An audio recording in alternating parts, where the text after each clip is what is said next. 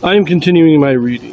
What I'm doing in this series is to read through the entire standard works of the Church of Jesus Christ of Latter-day Saints. This consists of the Bible, the Book of Mormon, the Doctrine and Covenants, and the Pearl of Great Price. I am reading in a chronological order of events, not according to publication or volume, so I will be skipping around a bit as I move along.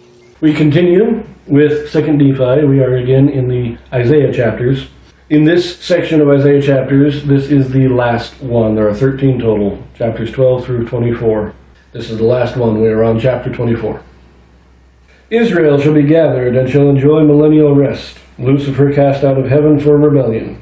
Israel shall triumph over Babylon, meaning the world. Compare Isaiah chapter 14. For the Lord will have mercy on Jacob, and will yet choose Israel, and set them in their own land, and the strangers shall be joined with them, and they shall cleave to the house of Jacob. And the people shall take them and bring them to their place, yea, from far unto the ends of the earth. And they shall return to their lands of promise, and the house of Israel shall possess them, and the land of the Lord shall be for servants and handmaids. And they shall take them captives unto whom they were captives, and they shall rule over their oppressors. And it shall come to pass in that day that the Lord shall give thee rest from thy sorrow, and from thy fear, and from the hard bondage wherein thou wast made to serve. And it shall come to pass in that day that thou shalt take up this proverb against the king of Babylon, and say, How hath the oppressor ceased, the golden city ceased? The Lord hath broken the staff of the wicked, the scepters of the rulers. He who smote the people in wrath with a continual stroke, he that ruled the nations in anger, is persecuted, and none hindereth. The whole earth is at rest, and is quiet. They break forth into singing. Yea, the fir trees rejoice at thee, and also the cedars of Lebanon, saying, Since thou art laid down, no feller is come up against us. Hell from beneath is moved for thee to meet thee at thy coming. It stirreth up the dead for thee, even all the chief ones of the earth.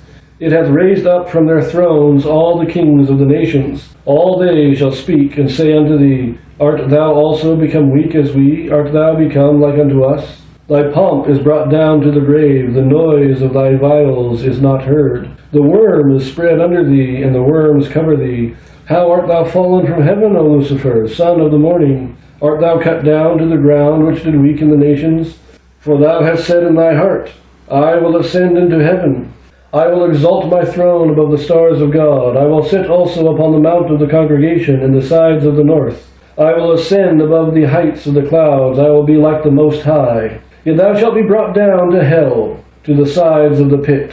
They that see thee shall narrowly look upon thee, and shall consider thee, and shall say, Is this the man that made the earth to tremble, that did shake kingdoms, and made the world a wilderness, and destroyed the cities thereof, and opened not the house of his prisoners? All the kings of the nations, yea, all of them, lie in glory, every one of them in his own house. But thou art cast out of thy grave like an abominable branch, and the remnant of those that are slain, thrust through with a sword, that go down to the stones of the pit, as a carcass trodden under foot.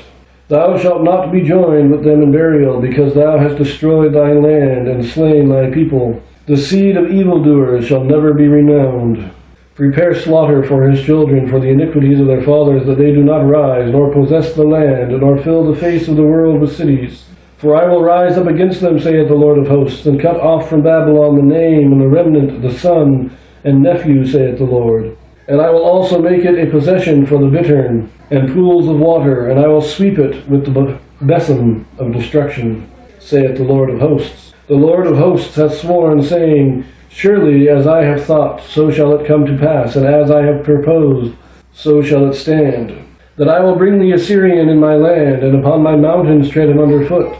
Then shall his yoke depart from off them, and his burden depart from off their shoulders. This is the purpose that is purposed upon the whole earth, and this is the hand that is stretched out upon all nations. For the Lord of hosts hath purposed, and who shall disannul? And his hand is stretched out, and who shall turn it back? In the year that King Ahaz died was this burden. Rejoice not thou, whole Palestina, because the rod of him that smote thee is broken. For out of the serpent's root shall come forth a cockatrice, and his fruit shall be a fiery flying serpent. And the firstborn of the poor shall feed, and the needy shall lie down in safety. And I will kill thy root with famine, and he shall slay thy remnant. Howl, O gate, cry, O city, thou whole Palestina art dissolved. For there shall come from the north a smoke, and none shall be alone in his appointed times. What shall then answer the messengers of the nations?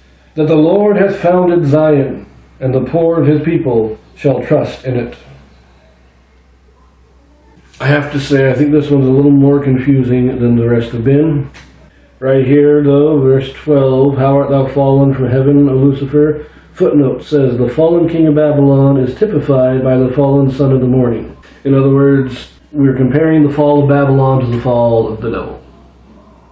Now, I don't usually talk about the differences between Nephi and Isaiah, but I find this difference very interesting.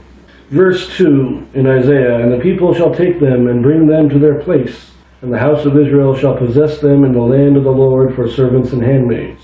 And they shall take them captives, whose captives they were, and they shall rule over their oppressors. In Nephi we read, And the people shall take them and bring them to their place. That's the same, but then we have this. Yea, from far unto the ends of the earth, and they shall return to their lands of promise. And then it goes in, And the house of Israel shall possess them, and the land of the Lord shall be for servants and handmaids. It's a very interesting difference. I don't want to get too much into it, but one thing here, besides adding in the lands of promise, that they will be brought from far countries, restored to their lands of promise, you do have this here, that it says here, and again in Isaiah, And the house of Israel shall possess them in the land of the Lord for servants and handmaids. So the house of Israel, the world is going to bring Israel back, and Israel is going to possess those who bring them back as handmaids and servants. But in Nephi, it just says, And the house of Israel shall possess them, and the land of the Lord shall be for servants and handmaids.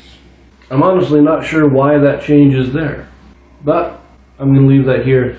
I will link to the reading of Isaiah in the description, and as we continue, we will now next be reading Nephi's discourse, a kind of commentary and explanation for these Isaiah chapters. So I will see you there.